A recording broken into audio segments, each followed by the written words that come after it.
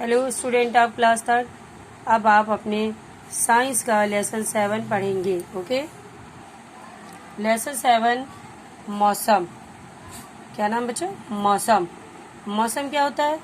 देखिए, प्रतिदिन यानी हर रोज कभी कभी तो मौसम एक दिन में कई बार बदलता है। कभी सुबह वर्षा होती है और दोपहर में आकाश साफ हो जाता है।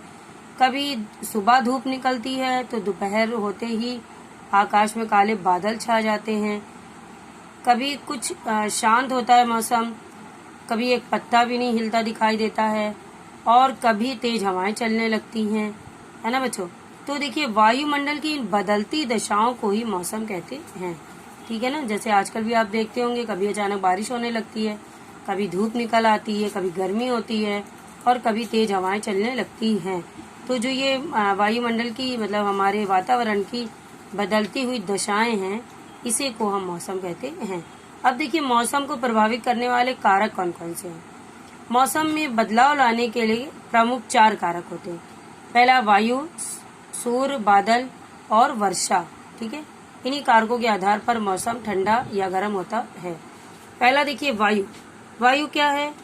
जो हमारा सूर्य है वो भूमि को गर्म रखता है, इसलिए भूमि को के आसपास, भूमि मतलब जमीन, जमीन के आसपास जो होता है वायु गर्म हो जाती है।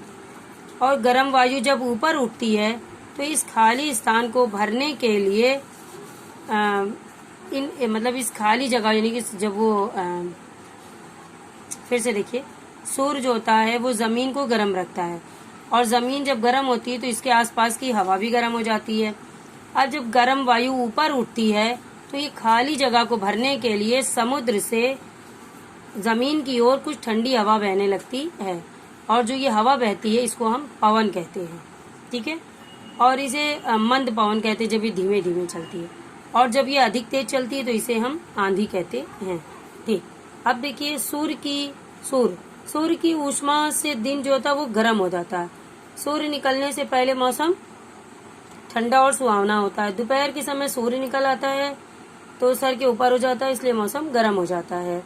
अब देखिए, शाम के समय सूर्य छिप जाता है तो मौसम ठंडा हो जाता है। ठीक, अब देखिए बादल भी, ये देखिए बादल है। ठीक है, बादल में देखिए, बादल भी मौसम को प्रभावित करने वाला एक कारक है। बादलों से भरे दिन में सूर्य की किरणें पृथ्वी तक नहीं पहुंच पाती, इसलिए बादलों वाले दिन जो होते हैं वो सुहावने होते हैं, लेकिन बादलों से भरी रातें अधिक गर्म होती हैं। बादलों द्वारा ही वर्षा होती है। अब देखिए, वर्षा यानी कि पानी बरसना। वर्षा होने पर मौसम अधिक सुहावना हो जाता है। बादल अधिक ठंडा होने पर वायु में उपस्थित जल वाष्प अधिक द्रवित होकर इनके ऊपर जमने लगती है। ठीक है, इससे बादल में जल बढ़ने के साथ साथ बूंदों का भार भी बढ़ जाता है और जल की जो ये भारी बूंदें होती है वर्षा के रूप में आकाश से पृथ्वी पर गिरने लगती हैं। ठीक है ना बच्चों। अब देखिए, बताएंगे वाष्पन।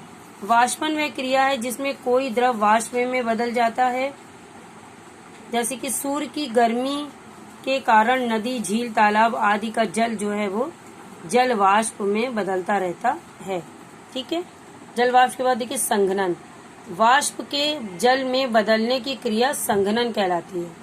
ये वाष्प की उल्टी क्रिया है। ठीक है, इसी क्रिया से जो होता है बादलों में उपस्थित जल वाष्प जो होती है वो वर्षा के रूप में भूमि पर गिरता है। कुछ अन्य कारक भी हैं, जैसे कि ओस है। जाड़े की रात में अधिक ठंडी होने पर भूमि में स्थित पेड़ पौधे, घास आदि सभी ठंडे हो जाते हैं।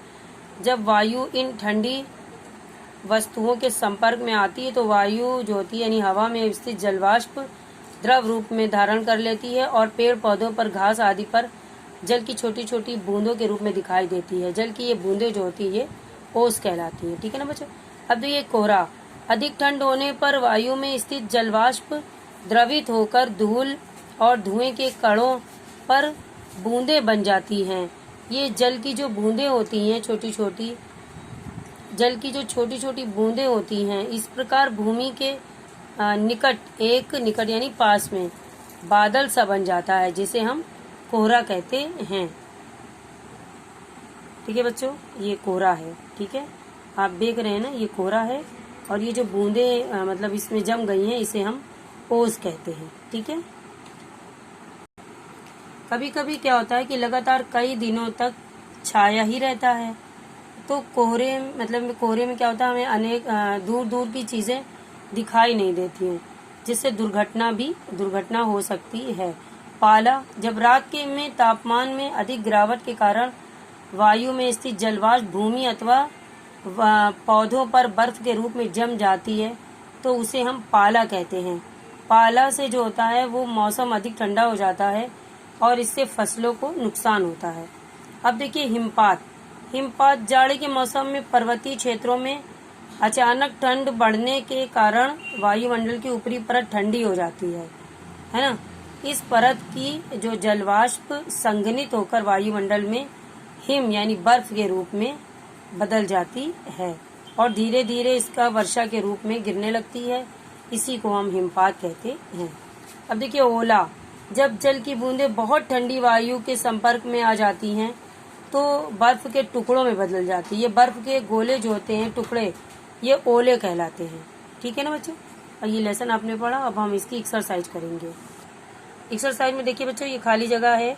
मौसम एक दिन में कई बार बदलता है। जल को ओलावृष्टि में बदलते नहीं देखा जा सकता। तीसरा देखिए, कोहरे में दूर की वस्तुएं नहीं दिखाई देती। पाला होने से फसलों को नुकसान होता है। ओले वर्षा की बूंदों के साथ जमीन पर गिरते हैं। अब देखिए सही गलत में, गर्म वायु हल्की होने के कारण ऊपर उठती है, सही। फिर देखिए दोपहर के समय मौसम ठंडा और सुहावना होता है, गलत। फिर देखिए गर्मी मौसम में वर्षा बहुत सुहावनी लगती है, सही। वाष्प के जल में बदलने की क्रिया को वाष्पीकरण कहते हैं, सही। जल की छोटी छोटी बूंदों को ओस कहते हैं, सही है ना ये। ठीक है बच्चों, अब आपका ये लेसन खत्म होता है, आपको अच्छे से याद करना है। ओके।